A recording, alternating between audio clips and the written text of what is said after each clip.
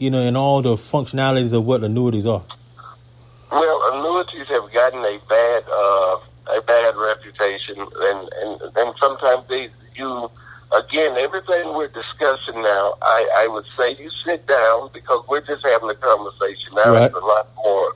I know it's going to be something that's more in depth, but annuity is a contract. It's a deal that says you can look at it in terms like you might say like a CD. An annuity is usually a long-term deal. You put money into it, or you can grow into it, depending on what type of annuity you want. Some people you can put a lump sum. Say if I put $50,000 into an annuity, and that money doesn't become annuitized, or I'm not until that 10-year period is up. That money we have what they call it. You might take a surrender charge for it. So if I'm telling you, I'm saying, John, I'm going to give this money for 10 years. You're saying, okay, Lawrence, I'm going to take this $50,000 for 10 years.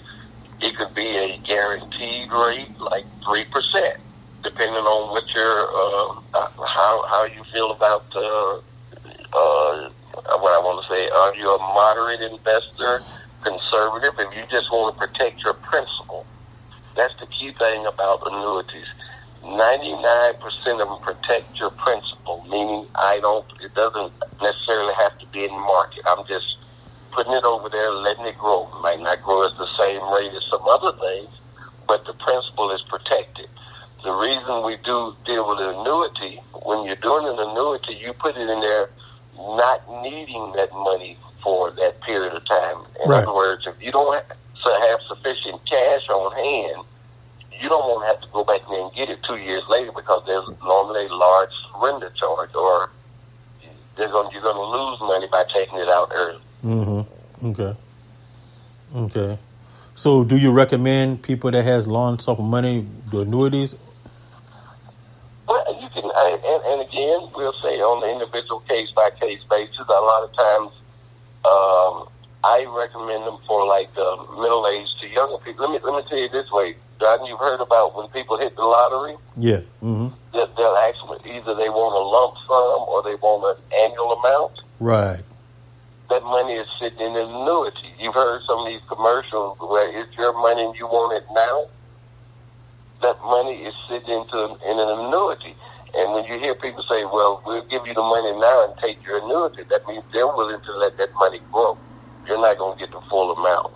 So if, like at my age, when I was 40, I couldn't get my money if I put it like in a retirement type thing. And I anticipate being around 10 more years.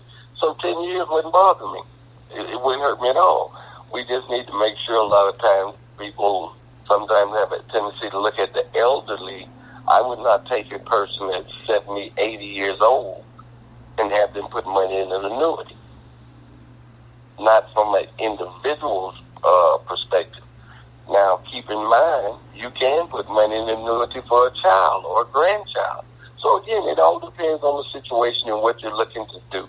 So there is not, I can't just sit here and tell you, explain the whole gambit of it, but there are some good things. And with any product you deal with, whether it's insurance, whether it's annuity, whatever, the key thing is to do your research and ask the questions. Okay. All right, good. Good information about annuity as well. Now, one last thing. I had someone to ask me this, so I said I'm an expert. So, it may sound kind of funny, but if you get insurance and you get approved and get issued, if you decide, you know what, I want to kill myself in 1 month after the insurance got issued, is there such thing as a 2-year contestability that goes in effect? That is correct. And let's be honest. That is, and again, it goes back to the statement I made. The insurance company is in the business of making money as well. Exactly. Because when you buy insurance, the insurance company takes on the risk. So yes, same reason we do things for a health situation. I go out and get a $500,000 policy, and I know that I'm, as you say, planning on killing myself in 2 months, 3 months, 6 months. No, is that fair to the insurance company? No, because you came in with the intention of basically defrauding it. So there is normally about a 2-year contestability period for suicide. Good. Now, is it true that 2-year contestability is on all insurance, even if you do not kill yourself, or you have to live within the 2 years of the policy, or how does that work, or is it just different insurance policies? The policy goes into effect once you have to realize an insurance policy is just like what we say with annuity. Once all parties come to an agreement, signed, and the policy has been issued, then you're covered. The funds have been accepted. The insurance company accepts it. You accept the terms of their policy. You make the payment for it. That payment is accepted and received by the insurance company. Then you are insured. Okay, good answer. So, if someone wants to reach you, get some more information about insurance and annuities, how can they reach Mr. Lawrence Burns? Well, you can, as a matter of fact, like I said, they can go through you, or I can give you my number, and that number is area code 757, of course, 777-5704. But of course, John, anybody that gets in touch with you, you know where I'm at, how to get in touch with me, and exactly. whatnot. But I do recommend, like you said, for the real dudes, and whether it's with me or anybody else, we need to keep this in mind. We are responsible for our families. We're responsible for that legacy. We're responsible for making sure that they're taken care of. I've heard the question put to me this way, John, once. When we pass, do our families get richer or poor? Am I going to leave them with debt, or am I going to leave them with an opportunity to start fresh, or at least start a little bit ahead in life? And nobody's trying to say I want to make you rich or a millionaire, but I don't want you to have to start all over. I don't want you to be responsible for debts I've made and pass that debt on to my children and their children. Exactly. And if you love your wife while you're living, love her while you're dead. Great. Love her in life and love her in death. Mm-hmm. Great analogy. Great point, man. And Mr. Burns, we appreciate you having you on. We need to bring you on again, and thank you. And I'm sure the people that's listening going to take this information to heart, hopefully, and really think about their future and really think about, okay, insurance not so bad, and it's great. And people just got a little education about annuities if they haven't. So we thank you for coming on to the Real Dude Show. Thank you. All right. Thank you. All right. That's Mr. Lawrence Burns, everyone. Insurance and annuity expert. Thank you for coming, and he'll probably be on the show again. So thank you. And thank you. Good night, John. All right. Have a good one. It's Mr. Lawrence Burns, ladies and gentlemen. Thank you for coming on board and explaining just a little bit more about what insurance and annuity is all about, because you definitely need some insurance. Whether, you're thinking about, I'm not getting none, or insurance just for when you die. You just got with an expert to let you know insurance is good as while you're living as to when you die. All right. So thank you, Mr. Lawrence Burns. You get that clap here for you. That's for you. Thank you for that. Appreciate that. All right. Love to have that information on board. All right. See, here on the Real Dude Show, we put on a show for everybody. So we talk about, relationships, politics, financial situations, sports, entertainment, gossip. We just talk about anything, and that's what we show. We are a universal topic show. All right, that's where we are. All right. Next up, I'm going to introduce you to a guy that I've been working with shortly. The next guest. He's an author. He's now just a screenwriter, but he's also a comic book a comic book artist, ladies and gentlemen, Ron Cromartie. He has an excellent comic book called New America, and it's out in shelves now. So definitely check it out. But I'm about to, promote and advertise, because like I said, here on the Real Dude Show, we do promote and advertise entrepreneurs and business owners. So Ron Cromartie, this is for you as well. That is for you. All right. And we're about to bring you on to the Real Dude Show. Ron, this is for you.